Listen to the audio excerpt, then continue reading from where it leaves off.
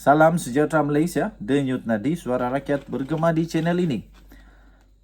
Perhimpunan Agung UMNO semakin menghampiri, semakin panas, semakin membuatkan ramai mulai semakin tak sabar. Apa yang bakal berlaku di dalam kepimpinan UMNO selepas ini? Apa yang dibahas, apa yang bertanding dan sebagainya, persoalan-persoalan yang semakin menjadi tanda tanya yang besar kepada seluruh rakyat Malaysia. Tapi sebelum itu saya ingin ucapkan terima kasih kepada semua yang sudah tekan butang subscribe, like dan share. Saya ingin ucapkan selamat tahun baru.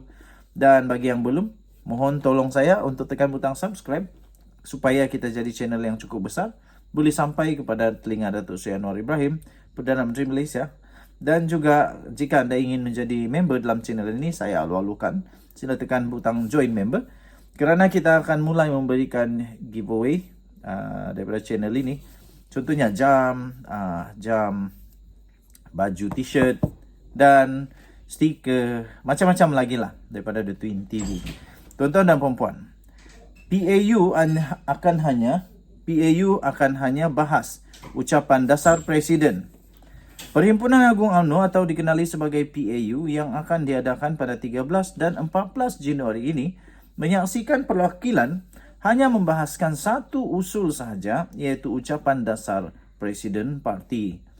Ini berbeza dengan amalan biasa UMNO, dengan perwakilan akan mencadangkan dan membahaskan beberapa perkara lain berkaitan negara, seperti ekonomi dan pendidikan. Setiausaha Agung UMNO, iaitu Ahmad Maslan, berkata, ini kerana parti itu tidak memegang banyak portfolio di dalam kerajaan sekarang. Dan dengan itu menteri-menteri berkaitan tidak dapat menjawab isu yang dibangkitkan di dalam PAU. Katanya, ya, sebelum ini kita ada ucapan dasar Presiden, usul pendidikan, usul agama dan usul ekonomi. Itu kalau kita ada 3 hari bolehlah, katanya. Tapi kita ada 2 hari dan kita bukan kerajaan sepenuhnya, tapi kita kerajaan perpaduan, katanya.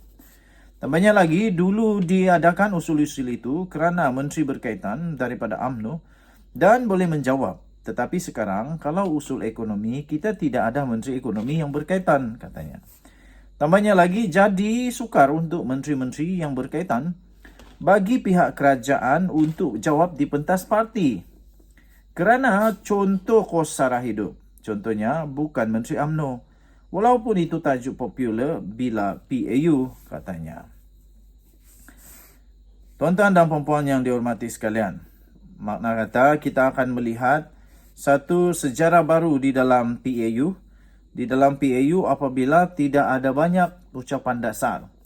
Tambah Ahmad Maslan lagi, sebab itu kita tumpu ucapan dasar Presiden saja.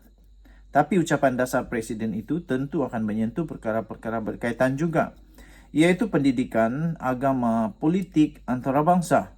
Biasanya beliau akan menyentuh perkara itu, katanya pada satu sidang media pada hari ini. Bagaimanapun Ahmad Maslan berkata, ucapan dasar Presiden UMNO, iaitu Ahmad Zahid Hamidi ini akan merangkumi semua aspek berkaitan untuk dibincangkan.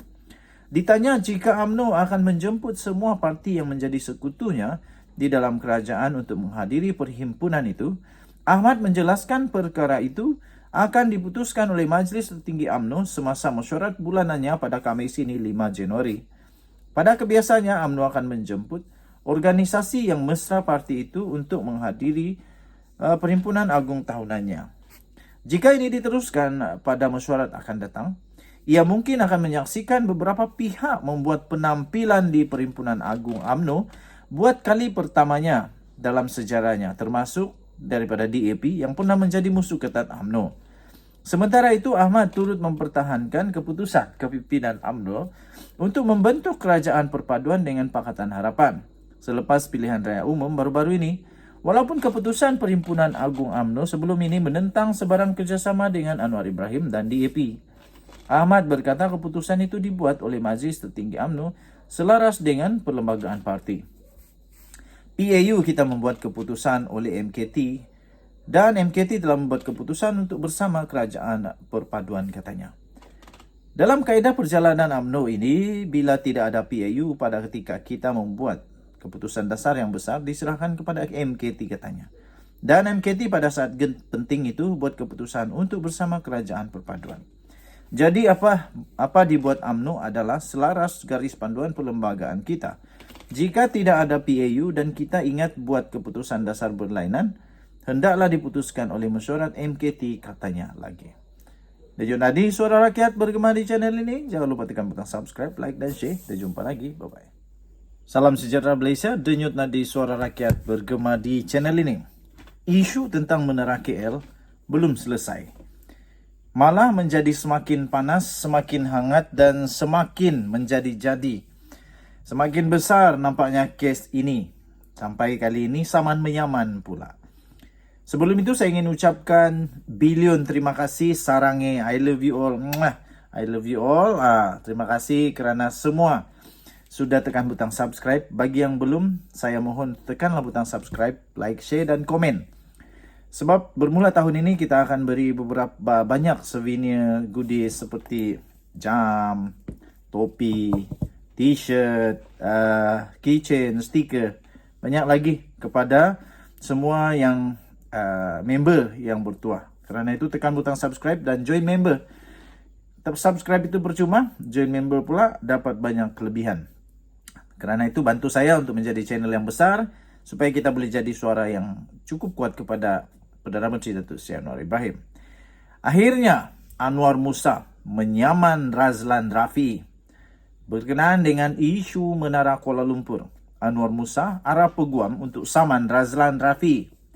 Anwar Musa pada hari ini telah mengarahkan peguamnya untuk mengambil tindakan undang-undang terhadap anggota Majlis Kerja Tertinggi MKT UMNO iaitu Muhammad Razlan Rafi atas dakwaan telah memfitnahnya dalam isu penjualan Menara Kuala Lumpur. Bekas Menteri Komunikasi dan Multimedia tersebut itu juga telah mengarahkan tindakan yang sama terhadap bekas aktivis mahasiswa iaitu Adrian Lim Chi En dan bekas wartawan K. Pragalad Kumar. Katanya, dia tiada pilihan lain susulan pelbagai kenyataan yang mengelirukan sejak tercetus polemik berhubung Menara Kuala Lumpur yang kononnya dijual senyap-senyap oleh Telekom Malaysia atau TM. Lebih buruk lagi, terdapat beberapa posting yang tanpa segan silu telah membuat fitnah yang menjejaskan imej dan reputasi serta memberi kesan mendalam kepada beberapa pihak termasuk diri saya sendiri, katanya dalam kenyataan tersebut. Tuan-tuan dan puan-puan yang dihormati sekalian, pada 30 Disember yang lalu, pengurusan Menara Kuala Lumpur Sdn Bhd MKLSB Hydro Shop Sdn Bhd juga berkata tidak akan teragak-agak mengambil tindakan undang-undang terhadap pihak yang menyebarkan maklumat palsu ataupun fitnah.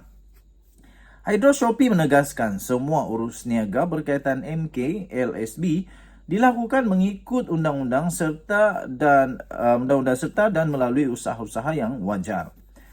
Menulis di media sosial, Anwar juga berkata pihaknya juga sedang cuba untuk mengenal pasti pihak yang membuat dakwaan di media sosial tanpa menggunakan identiti sebenar.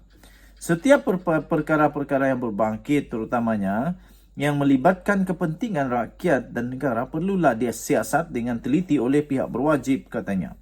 Tambahnya lagi, semua pihak perlu untuk memberi kerjasama serta tidak mengganggu penyiasatan dengan menyebarkan fitnah dan berita palsu, katanya. Pada minggu yang lalu, langkah TM menjual saham MKLSB iaitu anak syarikat yang amat menguntungkan telah dibangkitkan di media sosial, antaranya kerana pembelinya yang kurang dikenali. TM telah menjelaskan mereka mahu menumpukan kepada perkhidmatan telekomunikasi sebagai perniagaan teras mereka. Anwar sebagai menteri bertanggungjawab pada sebelum ini berkata dia tiada kena-mengena dengan pemindahan saham itu kepada syarikat tersenarai awam. Kerana syarikat tersenarai awam itu tidak memerlukan kebenaran menteri untuk berbuat demikian. Denyut Nadi Suara Rakyat bergema di channel ini. Kita jumpa lagi. Bye-bye.